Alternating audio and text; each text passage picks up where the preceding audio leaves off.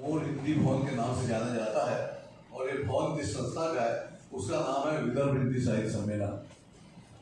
दरअसल 1954 में देश के प्रथम प्रधानमंत्री पंडित जवाहरलाल जी नेहरू ने इस इमारत की संघ बुनियाद यानी शिलान्यास रखा था और उसके 2 साल 5 महीने बाद देश के प्रथम राष्ट्रपति बाबू राजेंद्र प्रसाद जी के हस्ते इसका लोकार्पण हुआ। तब से ये संस्था लगातार क्रियाशील है। पहले जब ये संस्था बनी उस समय चूंकि नागपुर ये मध्य प्रदेश की राजधानी था, मध्य प्रदेश के अंतर्गत आता था, तो ये संस्था का नाम था मध्य प्रदेश हिंदी साहित्य सम्मेलन। लेकिन जब बायफर्केशन हुआ, राज्य का विभाजन हुआ, महाराष्ट्र के अंदर नागपुर आया और वो भी विदर्भ की क्षेत्रीयता के अनुसार, फिर इसका नाम विदर्भ हिंदी साहित्य सम्मेलन रखा गया। और इस संस्था के प्रथम अध्यक्ष थे श्री बियाणी जी, जिन्होंने आजीवन इस संस्था की अध्यक्षता की। बियाणी जी के अवसान के पश्चात नवभारत ग्रुप ऑफ पेपर्स के मैनेजिंग डायरेक्टर और चीफ एडिटर बाबू राम गोपाल जी माहेश्वरी इसके अध्यक्ष बने।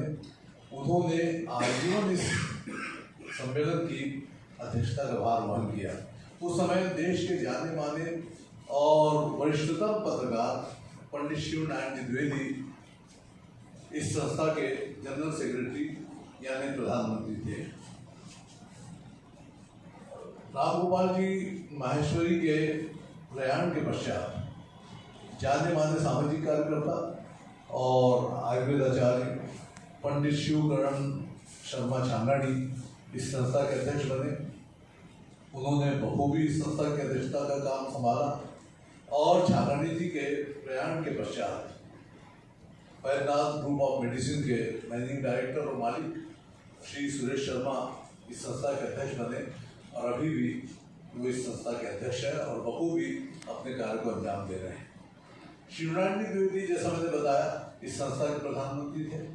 शिवनारायण जी द्विवेदी के प्रयाण के बाद में नवभारत ग्रुप ऑफ पेपर्स के मैनेजिंग डायरेक्टर और वर्तमान में चीफ एडिटर श्री विनोद माहेश्वरी इस संस्था के अध्यक्ष प्रधानमंत्री बने और बाकायदा उनके मार्गदर्शन में संस्था प्रगति पथ पर निरंतर अग्रसर है।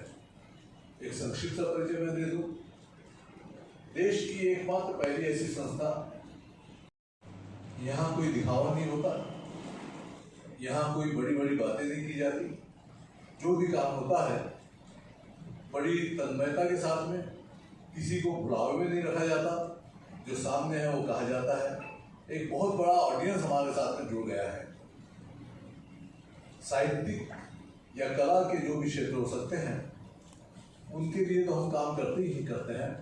5 उपक्रम अलग अलग यहाँ बना दिए गए हैं ताकि अलग अलग समाज के क्षेत्रों में इस संस्था की सेवाएं लोग प्राप्त कर सकें। बुजुर्गों के लिए एक मंच है जिसका नाम है अभिनंदन। यहाँ बुजुर्ग लोग आते हैं, उनके लिए जो भी संभव कार्यक्रम होते हैं वो सारे कार्यक्रम यहाँ होते हैं। इसी प्रकार महिलाओं के लिए 3 उपक्रम हैं, एक उड़ान, एक अंतरण और एक संतरण। तीनों महिलाओं के जो उपक्रम हैं बहुत बढ़िया ढंग से काम कर रहे हैं। महिलाओं से रिलेटेड जितने भी कार्यक्रम होते हैं वो इन उपक्रमों द्वारा अंजाम दिए जाते हैं। एक उपक्रम है छोटे बच्चों के लिए, उसका नाम है उभरते सितारे। बच्चों का जो भी टैलेंट है, चाहे वो ड्राइंग का हो, चाहे संगीत का हो, चाहे ओरेटर का हो, चाहे कुछ भी हो, उसको टैलेंट को निखारने के लिए यहाँ पे सारे प्रयास किए जाते हैं, वो कार्यक्रम होते हैं। और एक और उपक्रम है उमंग नाम का। कोई विशेष कार्यक्रम करना है तो उमंग के माध्यम से होता है। एक हर महीने के चौथे शनिवार को एक यहाँ वन एक्ट प्ले भी होता है। तो ये संस्था लगातार ये ऐसे कार्यक्रम कर रही है और मेरे जिम्मे, वैसे तो इस संस्था का मैं साहित्य मंत्री हूँ, कोऑर्डिनेटर भी हूँ। जितने भी कार्यक्रम होते हैं, 14 कार्यक्रम हर महीने इस संस्था के होते हैं, उन सब को कोऑर्डिनेशन करना, साहित्य मंत्री के रूप में अपने जवाबदारी को संभालना। और एक कार्यक्रम जो क्या हुआ कि जब सब कार्यक्रम चल रहे थे तो विनोद माहेश्वरी जी जो यहाँ के प्रधानमंत्री है, उनके मन में एक विचार आया कि क्यों ना कुछ ऐसे कार्यक्रम को यहाँ पे किया जाए जिससे आने वाली जो पीढ़ी है उसको कहीं ना कहीं कुछ न कुछ सीखने या मार्गदर्शन लेने का अवसर मिले। समाज में ऐसे व्यक्ति को या विरोधियों ने जिन्होंने कुछ उच्च स्थान पर हासिल किया है, उनको उस मंजिल तक पहुंचने के लिए किन किन रास्तों और मोड़ से गुजरना पड़ा है, कैसे कैसे अनुभव आए, कैसे कैसे संस्करण, कैसे कैसे उनको असफलताएं या सफलताएं झेलनी पड़ी और कैसे उन्होंने उन बाधाओं को पार किया, ये अगर यंग पीढ़ी को मालूम पड़े तो काफ़ी कुछ वो सीख सकते हैं और उत्साह भी ग्रहण कर सकते हैं। जो महीने के पहले इतवार को शाम को 6 बजे यहाँ पर होता है। लगभग 6 साल पहले प्रारंभ हुए इस कार्यक्रम में नागपुर के तकरीबन जो भी नाम लेंगे आप उच्च स्थान रखने वाले, चाहे वो मेंबर ऑफ पार्लियामेंट हो, चाहे डिविजनल कमिश्नर हो, चाहे पुलिस कमिश्नर हो, कलेक्टर हो, बड़े बड़े उद्योगपति हो, टेस्ट क्रिकेटर हो, शिक्षा संस्था से संबंधित जितने भी लोग हैं वो, और मेडिकल प्रोफेशन जो भी बहुत बड़े नाम, और आप कोई भी नाम ले लीजिए, तकरीबन सभी ने यहाँ पे आए और अपनी उपस्थिति दर्ज की और मार्गदर्शन किया। आज भी एक ऐसे ही व्यक्ति तो हमारे बीच उपस्थित हैं, डॉक्टर ज़कीउद्दीन, प्रोफेसर डॉक्टर ज़कीउद्दीन, जो शिक्षा क्षेत्र से है। इन्होंने बहुत कुछ उपलब्धियाँ हासिल की हैं और फिलहाल अभी आपको अंजुमन कॉलेज ऑफ इंजीनियरिंग के प्राचार्य पद पर नियुक्ति दी गई है। मैं डॉक्टर साहब से निवेदन करता हूँ कृपया आए और मंच पर अपना स्थान ग्रहण करें।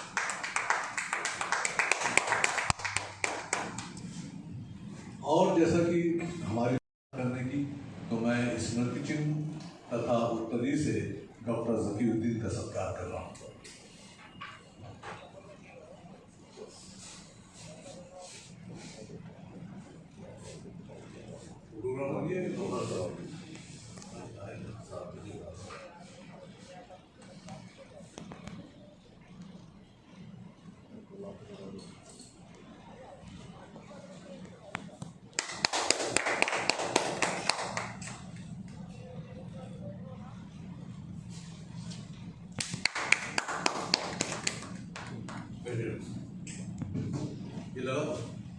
अपनी सेवाएं दी है और वो परिचय होता मेरे पास तो मैं आपके सामने पूरा विस्तार से बताता भी, लेकिन विस्तार के कारण ये ऐसा नहीं हो पाया। तो डॉक्टर ये बताइए कि आपके परिवार में कोई पहले से शिक्षा क्षेत्र में था या ऐसे ही आप बनाया साकेश? एक्चुअली हमारी जो फैमिली है वो टीचर्स और जजेस की है। हमारे फादर और हमारे दादा जी, दादा जो थे वो टीचिंग फील्ड में थे और सुपरिटेंडेंट थे एजुकेशन डिपार्टमेंट में, और फादर भी टीचर थे और प्रिंसिपल बने बाद में अंजुमन जूनियर कॉलेज में। अच्छा, वही आप उसी कॉलेज में थे वो? जी नहीं, जूनियर कॉलेज में थे। जी, मैं इंजीनियरिंग कॉलेज में। जी जी। तो पढ़ाई दुनिया में आप कहाँ के प्रॉपर नागपुर के हैं या? प्रॉपर नागपुर में ही मेरी पैदाइश है। जी जी, लेकिन फादर और ग्रैंडफादर दादा ये दारवा की फैमिली है। अच्छा, दारवा से जी, आगे वाला। और आपकी पढ़ाई लिखाई वगैरह कहाँ से? पढ़ाई लिखाई सिंस नागपुर में, सिंस चाइल्ड बर्थ मतलब यही हुई। स्कूलिंग, हायर एजुकेशन सब चीज़ नागपुर में ही हुई। मैट्रिक वगैरह भी सही से? कॉलेज कौन सा कॉलेज पढ़ा? मैं अभी तो फिलहाल PhD किया हूँ। जो मैं आपको बताना चाह रहा हूँ कि जो वालिद साहब है वो, उनको मैं बहुत बचपन से ऑब्जर्व कर रहा हूँ कि वो, इनमें एक पैशन था, वो एक एथलीट थे, स्पोर्ट पर्सन थे, और उनकी सबसे खास बात थी कि वो स्टूडेंट से बहुत ज़्यादा जुड़े रहते थे। मैं आपको एक किस्सा बताता हूँ कि जब हम बहुत छोटे थे तो हमको ऐसा पता चला कि हमारे बाजू कोई घर के साइड में एक रूम था, हमारे मामा रहते थे। तो एक और स्टूडेंट जो हमारे फादर के स्कूल में पढ़ता था उसको उन्हें ला लिए थे। जब मैंने पता किया तो उसके जो स्टूडेंट था उसका घर था मोइनपुरा में, और उनका एक हैंडलूम जो रहता है ना, हैंडलूम जो रहता जिसमें वो जो कपड़े बुनते हैं, तो उसमें एक मशीन रहती जो बहुत आवाज़ करती है। तो उससे और लोग उसमें बहुत डिस्टर्ब होता था, तो बच्चे को घर में ला लिए थे कुछ ज़माने के लिए। तो अभी भी मैं पाता, कहीं भी जाता हूँ शादियों में या कहीं कोई फंक्शन में, तो बहुत सारे स्टूडेंट्स लोग आते हैं और मुझसे पूछते हैं कि आपके फादर ने हमको पढ़ाया। लेकिन मैं बार बार ये विचार करता हूँ कि ऐसी क्या खास बात थी मेरे फादर में टीचर तो सभी होते हैं, मैं भी खुद टीचर हूँ और बहुत सारे टीचर और स्टूडेंट्स अपन लोगों ने देखे हैं, लेकिन इनको कोई ख़ास बात थी, वो क्या ख़ास बात? तो मैंने ये पाया कि वो जो अपने स्टूडेंट से बहुत जुड़े रहते थे, उनका केयर करते थे। हमारे साहब यहाँ आपने ग्रेजुएशन कहाँ से किए? मैंने ग्रेजुएशन VNIT से किया, नागपुर से किया, और PhD भी नागपुर से किया। अच्छा। तो हमारे डॉक्टर मोडक जो हमारे गाइड थे जी, उनसे मैंने बहुत, मतलब मेरे में ऊपर वाले ने मुझे कुछ अच्छी चीज़ें दिया है, वो मुझे ऐसा लगता है कि वो अच्छी चीज़ है कि मैं बचपन से बहुत ऑब्जर्वेंट था, मतलब देखता हुआ था और जो अच्छी चीज़ें उसको अपनाता था। मुझे अच्छे से याद है जब मैं स्कूल में था, सेंट जॉन्स में मेरी स्कूलिंग हुई मोहन नगर में, जो मिशनरी स्कूल है, वहाँ हमारी एक मिस हेलन करके टीचर थी। उनकी राइटिंग बहुत स्ट्रेट सीधी रहती थी, तो मैं उनकी राइटिंग को अपनाया। अच्छा, उसमें PhD भी उसी में किया आपने? मैंने PhD जो किया है, जो जैसे आप देखते होंगे कि मेरी सिंस मैं जितनी भी मेरा टीचिंग कैरियर रहा, मैंने चाहा कि मेरे जो बच्चे जो प्रोजेक्ट बनाए वो समाज के लिए बनाए। लोग प्रोजेक्ट तो बहुत बनाते हैं लेकिन वो समाज के लिए नहीं रहता, वो सिर्फ पढ़ाई के लिए रहता। लेकिन मेरा हरदम ये उद्देश्य रहा कि जो भी प्रोजेक्ट बने वो समाज में काम में आए। जैसे फार्मर्स के लिए तो मेरे 90% जो प्रोजेक्ट्स हैं सब फार्मर्स के लिए, जो बुज़ुर्गों के लिए, या ऐसी चीज़ों जिससे समाज को कोई फ़ायदा हो। तो वैसे ही मेरा जो प्रोजेक्ट था वो फार्मर्स जो खड़बी काटते, तो उसमें कैसा होता आपने देखे होंगे कि गाँव के अंदर इलेक्ट्रिसिटी नहीं रहती, और जो फार्मर रहता वो जो खड़बी काटता वो बहुत ही हाथ से, तो उसमें बहुत उसके कांधों पे, बॉडी पे बहुत सारे प्रॉब्लम्स आते हैं और इलेक्ट्रिसिटी नहीं रहती गाँव में, 80 दे रहे थे। तो मैंने एक ऐसी मशीन बनाया, वो मशीन मैंने नहीं बनाया लेकिन जो हमारे डॉक्टर मोडक है उनने ये मुझे मार्गदर्शन किया, और वो मशीन में हमने ऐसी बनाई कि उसको इलेक्ट्रिसिटी नहीं लगती। बाइसिकल से जैसे अपनी कार के अंदर क्लच को इंगेज करते और उसको इंगेज कर देते तो गियर इंगेज हो जाता और फिर बाद में कार चलने लगती, वैसी एनर्जी एक फ्लाई व्हील के जरिए उसमें एनर्जी स्टोर करते और क्लच के जरिए उसको ट्रांसफ़र करते और फिर गाड़ी जैसे चलने लगती, वैसे ही हमने कड़वा कटर मशीन बनाई। ऐसी मेरे अंडर में और PhD हुए।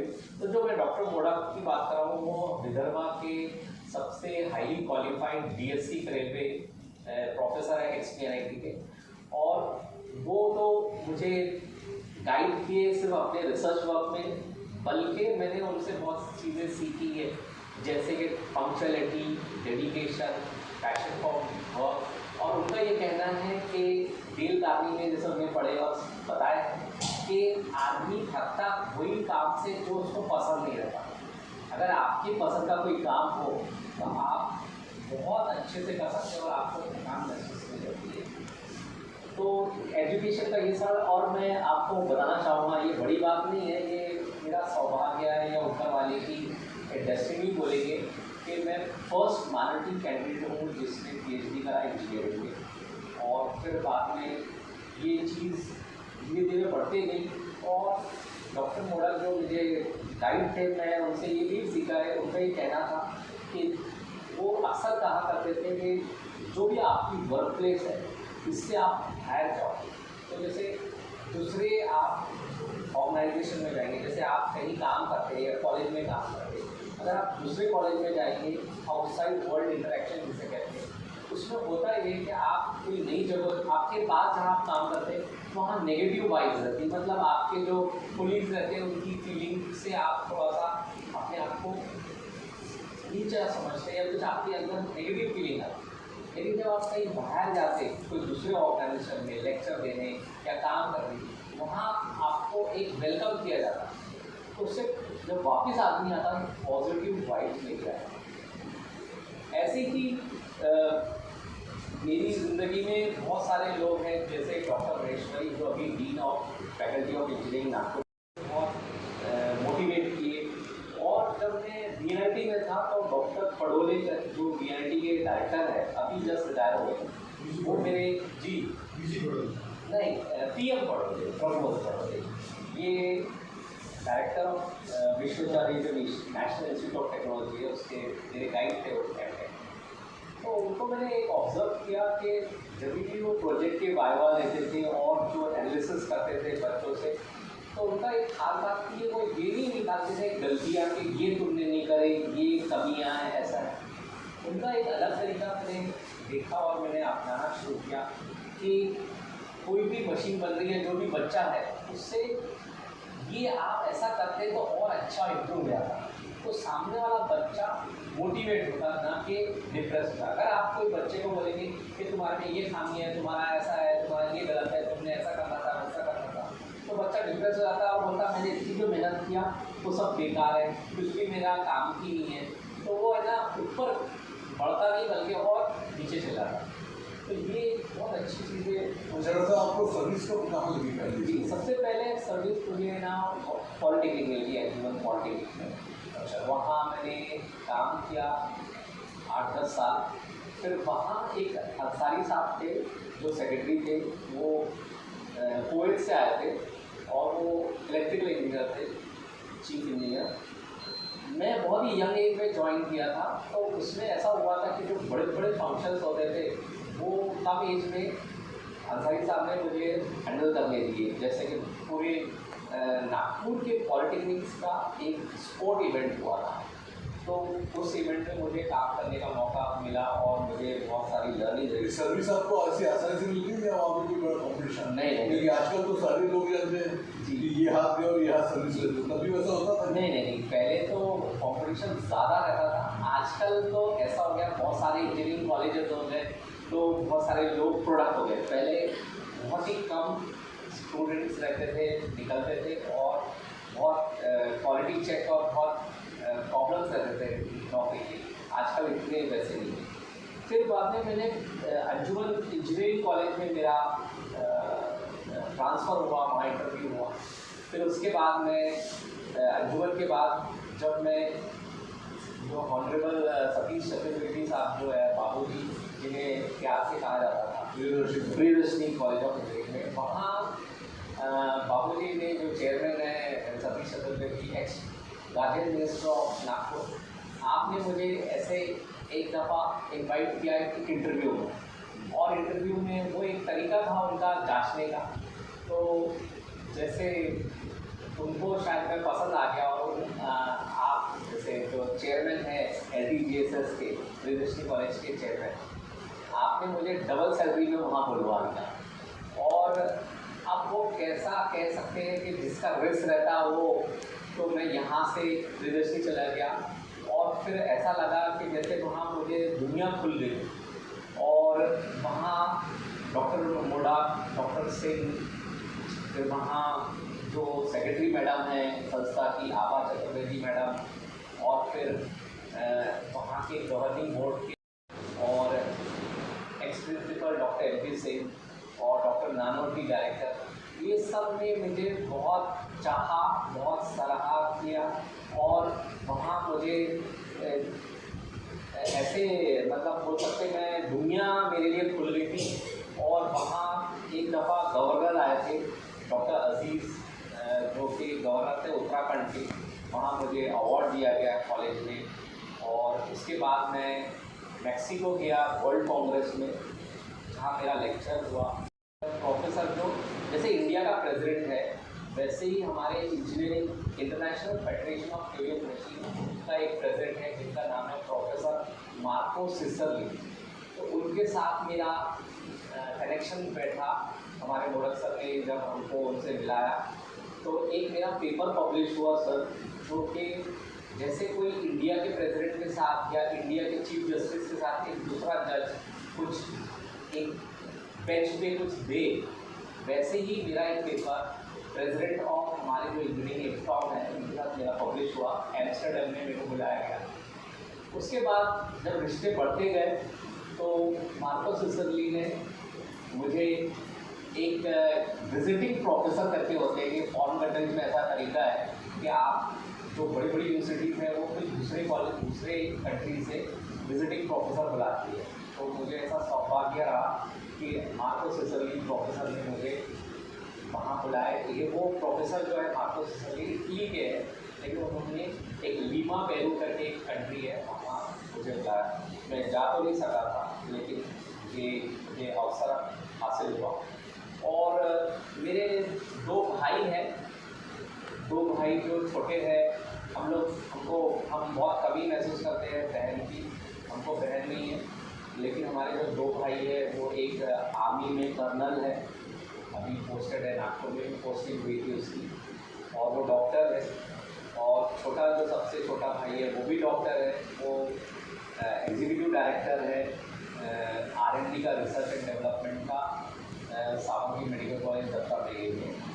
और छोटा भाई जो मुझे है, और दोनों भाई मुझे फादर की जगह मानते हैं, बहुत मेरा लाड़ सम्मान करते हैं। छोटा भाई जो है छोटा, लेकिन वो घर में सबसे बड़ा है। समझ लीजिए कि मैं वो दिन भूल नहीं सकता जब PhD कैसे हुई वो मैं बता सकता हूँ कि उसी ने बस मुझे एक दिन लेकर गया और बोले कंप्यूटर खरीदना है, ये खरीद रहे हैं। पैसे भी मेरे पास नहीं थे, उस ज़माने में टीचर लोगों को इतने स्टैंडिंग अच्छी नहीं रहती थी, तो उसने पैसे दे दिया और बोले कंप्यूटर लेके घर में आ गए और हमारा जल्दी से जल्दी PhD हो गया। तो मुझे बहुत अवसर मिले और मैं आपको बड़ी मुझे खुशी हुई बताते हुए कि मुझे 10 अवार्ड मिले। उसमें सबसे बड़ा अवार्ड जो है नागपुर यूनिवर्सिटी में बेस्ट टीचर अवार्ड होता है, हर साल दिया जाता है। तो पूरी जो नागपुर में जितनी भी यूनिवर्सिटी है, सब टीचरों में वो यूनिवर्सिटी में सिलेक्शन होता है, चांसलर, वाइस चांसलर और बड़े बड़े लोग उसको जांचते, कमेटी बैठती है। और मुझे 2019 में बेस्ट टीचर अवार्ड, और अभी कुछ महीने पहले ही पूरी इंडिया लेवल पे एक अवार्ड मिला रिसर्च के लिए, बेस्ट रिसर्च अवार्ड मिले, सम्मान भी मिला, सब कुछ मिला। कहीं कुछ ऐसा घटना तो और भी जहाँ आपको भी निराशा झेलनी पड़े? हाँ, मैं बताऊँगा, लेकिन जैसे उससे पहले एक छोटी सी बता था, जैसे कोविड जो पीरियड था वो बड़ा, जैसे आप सब जानते हैं, वो दौर से ऊपर वाले ने अपने यकीन नहीं करेंगे कि मैंने कम से कम 30-40 स्कूल के कुछ ऐसे लोग थे जिनके पास 100-200 स्कूल को जमा करने की ताकत थी। मैंने उनसे अप्रोच किया और जितने भी टीचर्स थे, कई 100 तो होंगे वो टीचर्स, उनको ऑनलाइन स्कूल टीचर्स, मैंने ये देखा कि वो लोग एक्सपेरिमेंट करवा सकते थे, क्योंकि सब लोग बच्चे घर में थे और टीचर लोगों को ये नहीं पता था कैसा पढ़ाया जाए। तो मैंने ऑनलाइन टीचर लोगों को बताया कि आप कैसे प्रैक्टिकल कर सकते हैं। वर्चुअल लैब IIT ने खोल के रखा कि जैसे आपको कोई एक्सपेरिमेंट करना है, कोई चीज़ को तोड़ के देखना है क्या करना है, तो वो तोड़ नहीं सकता, क्योंकि ना वो बच्चे सब तो घर में थे। IIT Indian institute of technology ने ऐसे वर्चुअल लैब बनाया है जो कंप्यूटर में दिखता है कि एक चीज़ को तोड़ रहे हैं आप तो क्या होगा, या टेस्ट ट्यूब में ये केमिकल डाल रहे हैं, तो पूरे प्रैक्टिकल्स कर सकते थे। तो ऐसा मैंने टीचर्स को बताया। मेरी बेटी मॉडल स्कूल में थी, तो मैंने मॉडल स्कूल में भी एक लेक्चर दिया वर्चुअल लैब। और फिर बाद में ये मुझे बहुत खुशी होती कि किसी की मदद करने। अब जो आप बोल रहे डिफ़िकल्टीज़, तो मेरे ज़िंदगी में बहुत सारी डिफ़िकल्टीज़ आई, मतलब बहुत सारे, जैसे ना मैंने अंजुमन में इंजीनियरिंग कॉलेज में पहली बार इंटरव्यू दिया, फिर दूसरी बार इंटरव्यू दिया, फिर तीसरी बार मेरा अभी हुआ, तो मैं हिम्मत नहीं हारता और मैं ना बड़ा अपने आप को खुशनसीब मानता हूँ कि मैं ऊपर वाले पे ज़्यादा विश्वास करता हूँ और ये सोचता हूँ कि जो चीज़ अपने लिए अभी नहीं हो रही है उसमें कोई ऐसी चीज़ है जो अपने को नहीं मालूम कि ये हो सकती है। जैसे अपन सोचते हैं कि अपने को मर्सिडीज़ कार ऊपर वाला क्यों नहीं देता, लेकिन मर्सिडीज़ कार्स को मेंटेन करने के लिए बहुत ज़्यादा पैसे रखते हैं, तो अपने पास उनके पैसे नहीं, इसलिए अपने को नहीं दे रहा। तो मैं सिंपल लिविंग और हाई थिंकिंग, बिल्कुल सादगी की ज़िंदगी गुजारता हूँ, कोई शो ऑफ नहीं, कुछ नहीं, और ऐसी कोशिश करता हूँ। भविष्य की आपकी क्या योजना है, क्या और क्या करना चाहते हैं? जी, मेरा बहुत अच्छा आपने क्वेश्चन पूछा है कि ऊपर वाले ने मेरे को हर चीज़ दे दिया है। जो भी एक कोई टीचर चाहता हो कि जैसे 10 अवार्ड, पेटेंट, 10 पेटेंट्स, कॉपीराइट और ना PhD, और ना PhD भी मेरा जो यूनिवर्सिटी में पब्लिश हो गया, 80 पब्लिकेशन, फॉरेन की visit, Mexico, Amsterdam, New York, Paris, दुनिया के बहुत सारे मैं बहुत सारे जर्नल का एडिटर हूँ। तो मतलब जितनी चीज़ चाहिए वो सब मेरे जो गाइड बोलते थे ये करना है या नहीं कर सकते, मैं उनकी बात को सुनता था और दो रात के 2 बजे तक काम करता था। और उसमें मेरे को और मतलब इससे आगे जाना है और करना है। तो मैंने अपने आप को इतना कर लिया। अब मैं चाहता, मेरा जो मकसद ये है यहाँ आने का कि मैं अब जो नए जो जनरेशन के जो बच्चे हैं जो मेरे से कम उम्र है, क्योंकि मैं तो अभी 4-5 साल में रिटायर हो जाऊँगा, तो मैं चाहता हूँ कि जो यंग जनरेशन है उनको मैं ग्रूम करूँ। और एक अपने जो डॉक्टर मिश्रा साहब है, जो आप जानते होंगे उनको, जी साहब, बहुत खुशी हुई। तो वो कहते हैं, उनका कोड यूज़ करूँगा कि don't be a leader of A draft, मतलब बौनों के सरदार मत करो, मतलब लोगों को छोटे लोगों को छोटा मत करो और खुद बड़े बन जाओ। आप अपने जो साथ के जो यंग होते हैं उनको ग्रो करो, उनको बढ़ाओ, तो आपको खुशी भी मिलेगी। तो अभी मेरा जो उद्देश्य है कि यंग जो क्या योजना क्या बताइए अपने? ग्रूम करना विचार तो ठीक है, मैं भी चाहता हूँ कि साहित्यकारों को बहुत चाहिए ना, तो उसके लिए कोई ठोस आधार। जी हाँ, तो मेरे बहुत सारे यहाँ लेवल्स हैं। जैसे उनको ये मोटिवेट करना कि जैसे रिसर्च पेपर्स है, रिसर्च करना है तो कैसे करें, जब तक उनको ट्रेनिंग मिलेगी। तो ऐसा माहौल बनाना है कॉलेज में जिससे वो रिसर्च की तरफ माइल हो। फिर बाद में आजकल जैसे पेटेंट होता है, फिर उनको जैसे टीचिंग जो है उन लोगों की, तो टीचिंग जो सोचते हैं कि बस ये उनको पढ़ाना ही है। आज सबसे कमी जो महसूस मैं कर रहा हूँ, और जो पुराने टीचर और अभी भी टीचर हैं, कि वो बहुत ज़्यादा प्रोफेशनल हो गए। मतलब जैसे 10 बजे उनका लेक्चर है, 11 बजे तक, तो 10 बजे आएंगे, पढ़ाएंगे और 11 बजे एकदम क्लास से निकल जाएंगे। पहले के जो टीचर रहते हैं उनकी कनेक्टिविटी बहुत थी। मतलब मैं ये खुद महसूस करता हूँ कि मैं जब क्लास में रहता हूँ तो जब मैं देखता हूँ कि कोई बच्चा बहुत देर से नहीं आ रहा, उसको मैं कॉल करता हूँ और उससे पाता हूँ। पहले ये कुछ टीचर होते एकदम स्ट्रिक्ट क्यों नहीं आए, तो वो उसको डांटना चालू करते हैं। अगर आप उससे पूछेंगे तो वो बताता कि मेरी माँ बर्तन धोती है, या मेरे फादर का खेत है, वो बीमार है, मैं खेती काम कर रहा हूँ, तो आपकी आंखों में आंसू आ जाएंगे। तो फिर मैं ऐसे बच्चों को उनको लाइब्रेरी में जैसे अपने नाम पे और बुक्स देता हूँ और उनको बोलता हूँ तुम मेरे पास आओ। तो ये जो चीज़ें हैं, कनेक्टिविटी, ये मिसिंग जो आज के टीचर हैं। लोग बोलते ना वैसे टीचर रहे ना वैसे स्टूडेंट रहे, तो स्टूडेंट लोग भी ना टीचर से कोई कनेक्टेड नहीं रहते, क्योंकि जब टीचर ही हमारे बारे में एक बार पढ़ा रहे और निकल जा रहे हैं तो बच्चों को भी कोई कनेक्टिविटी नहीं है। तो आपको उनके साथ कनेक्ट करो, उनके घर के क्या मसले हैं, क्या नहीं। मैंने तो कर लिया, एक्सपेरिमेंट कर लिया, उसका फ़ायदा भी देख लिया। अब मैं है ना ये सब जो यंग टीचर्स हैं इनको ग्रूम करना है मुझे, और उनको अच्छा लेवल पे लाना है। टीचर्स कैसे ग्रूम करते हैं, क्या कोई प्रोसेस निकाला? अब मैं तो इवन ये सोच रहा हूँ कि मैं राउंड ले रहा था तो बहुत सारे जो टीचर्स थे उनको मैंने ऑब्जर्व किया, लेकिन मैं सोच रहा हूँ कि उनकी क्लास लूँ और मैं खुद डेमो दूँ कि ऐसा पढ़ाया जाता, ऐसा किया जाता। जो मैं आपको अभी बताया है कि जो इंटेलिजेंट टीचर को, स्टूडेंट को बुला लो, एक लड़की को बुला दो, ताकि ये सब जो बच्चों को। अगर आप आगे चल के टीचर्स को प्रोवाइड करेंगे बिल्कुल डायरेक्शन में जी। एक आपके समय हमारे समय में होता था जी कि एक गर्ल्स स्कूल हुआ करती थी, गर्ल्स कॉलेज, लड़की अलग पढ़े, लड़की अलग पढ़ी, माहौल चल रहा स्कूल कॉलेज में, फिर को इलेक्शन में लगा, अब तो स्कूल लेवल पर भी होने लगा।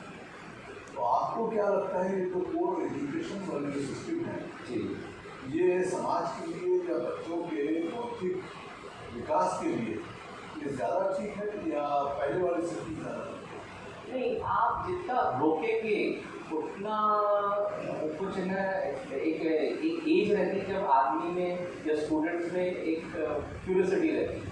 तो अगर आप कंट्रोल, जैसे आजकल तो फॉरेन कंट्रीज या इंडिया में कहीं भी कोई दोनों बराबर है, चाहे आप कोई भी घर की किताब भी निकालेंगे तो उनको दोनों को एजुकेशन जब तक आप, क्योंकि है ना जो हो सकते एजुकेशन स्टार्ट फ्रॉम द वूम ऐसा कहा जाता है।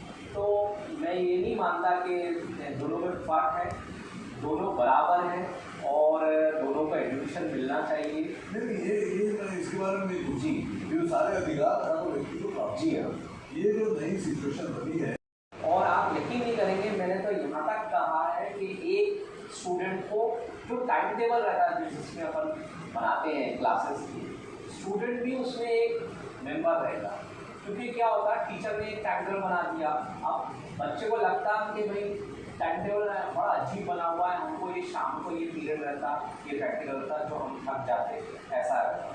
तो जब बच्चा वो मेंबर रहेगा वो कमेटी का, तो उसको सब मालूम रहेगा कि ऐसा ऐसा क्यों किया गया है, वो टाइम अवेलेबल नहीं बचा नहीं। अब हमने सर एक कमेटी बनाए स्टूडेंट्स की, उसके अंदर है ना, एक को प्रेसिडेंट बनाए, एक को वाइस प्रेसिडेंट, एक को सेक्रेटरी, एक को ट्रेजरर और एक को टेक्निकल एडवाइजर, ऐसा एक को गैदरिंग इंचार्ज, एक को स्पोर्ट इंचार्ज, ऐसी एक कमेटी दे। और उनके पास पैसा भी दिया जाता है कि ये आपको एक फंक्शन करना है, टेक्निकल इवेंट करना है, जैसे ये वाला, तो बैनर बनाना कंप्यूटर के, फिर बाद में वो कौन लोग बैठेंगे, माइक का अरेंजमेंट, कौन कहाँ बैठेगा, बुके पहले कौन किसको देगा, बड़े को देगा कि छोटे को देगा, फिर उसका मॉक होता, फिर उसका पूरा हिसाब, पैसे का बजट बनाना, उसको अप्रूव करना और फिर फ़ोटो खींचना, फिर बाद में बजट बनने का उसको देना। इससे सब क्या होता, बच्चों को पूरी चीज़ें आती कि कैसा प्लानिंग करना, बजट की, जैसे 10,000 रुपये लिए और ना 15,000 खर्चा आ जा रहा, जैसे उनके पास इन्वर्टर लगाना या कुछ और चीज़ लगाना, फोटोग्राफर के पैसे, तो बहुत सारी चीज़ें उनको, फिर आपस में झगड़े भी होते कि इसने ज़्यादा खर्चा कर दिया, उसने ज़्यादा खर्चा कर दिया। इससे ना मतलब ये कोई ट्रेनिंग दे रहे हैं जिसकी मदद से बिल्कुल पार्लियामेंट, फिर बाद में वो स्पोर्ट्स की भी एक्टिविटी करते, फिर गैदरिंग। उससे ये होता है कि बच्चों को सब प्लानिंग आती, कैसा हैंडल करना, फाइनेंस ऐसा हैंडल करना, बाहर जाके दूसरों से बात करना। जैसे मैं अभी यहाँ का आपको पढ़ो सबके सामने, क्योंकि बच्चे, हर एक बच्चा बहुत इंटेलिजेंट रहते सब बच्चे, लेकिन बोल नहीं पाते। तो मैं बोला आप लोग एक सामने पहला जो पीरियड रहता 5 मिनट आपको रोज़ एक बच्चा रोल नंबर 1 न्यूज़पेपर लाएगा जो उसके घर में, तो वो कहते थे हमारे घर में पेपर नहीं आता, या हम लेट आते, या हमारे घर में मराठी पेपर आता, आप सर इंग्लिश पेपर, तो मैं खुद पेपर लाता था और उनको देता था और उनको बोलता था 5 मिनट तक रोल नंबर 1 आएगा, वो पढ़ेगा, हेडलाइंस ही पढ़ो, थोड़ा डिटेल में नहीं। तो और मैं पेपर सामने छुपा के नहीं, अपनी नज़रें सबसे कॉन्टैक्ट होना चाहिए ताकि उनको एक प्रेशर आए, तो वो इंग्लिश में पढ़ते थे। तो मैंने देखा उसका बहुत फ़ायदा हुआ। नहीं, अभी मैं करता था।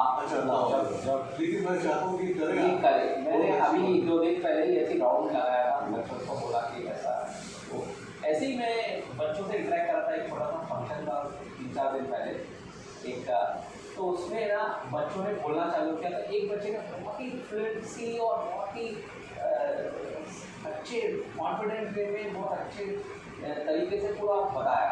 तो मैंने बहुत सारे बच्चों से पूछा कि आपने क्या नोटिस करे ये बच्चे ने, तो किसी ने बताया कि बहुत अच्छा बोले, फिर एक ने बताया कि बहुत अच्छी फ्लुएंसी थी, कॉन्फिडेंस लेवल था। मतलब बस ये इम्पॉर्टेंट, सबको नॉलेज रहती है, लेकिन आप कैसा पेश करते हैं, और जैसे आप जैसा बातें करते वैसा अपन तो नहीं कर सकते, लेकिन जैसे आपका एक तरीका है कैसा बोलना, वो बहुत इम्पोर्टेंट करता है। तो जब आप कोई बच्चा इंटरव्यू देता है तो सब बच्चे एक जैसे ही होते, ज़्यादा कोई फर्क नहीं रहता, लेकिन उसी का सिलेक्शन होता जो बहुत कॉन्फिडेंटली, बहुत मैच्योरली उसको पेश करता है। जैसे आपने देखेंगे सेल्समैन आते हैं अपने यहाँ, और वो आपको कोई चीज़ बेचना है तो वो आपको लेनी नहीं रहती, लेकिन वो आपको टिका के जाते हैं, बेच के जाते हैं। वो कैसा बेचते हैं, वो इतनी अच्छे से आपको समझाते हैं कि इसके ऐसा डिस्काउंट है, ये है, वो है, और इसके ये फ़ायदे हैं दूसरी कंपनी के। तो ये जो कॉन्फिडेंस लेवल और जो ये सब बहुत इम्पोर्टेंट है कि आप कैसा कैरी करते हैं, आपकी पर्सनैलिटी, और आप कैसा किससे बात करते हैं। कोई सवाल आपने अपनी बातें रखी, और आप तमाम लोग भी यहाँ पे उपस्थित हुए और इस कार्यक्रम में शरीक हुए। मैं निवेदन करता हूँ कि हर महीने के पहले इतवार को शाम को एक प्रोग्राम यहाँ पे होता है संवाद नाम का। बहुत लोगों से आपको मिलने का मौका मिलेगा, बहुत अच्छी अच्छी बातें सुनने को मिलेगी। आप ज़रूर तशरीफ लाइए। अगले अगस्त से मुलाकात होगी, अगस्त के पहले इतवार को, और पूरी नई विभूति को हम यहाँ पे आमंत्रित करेंगे। बहुत बहुत शुक्रिया। मैं भी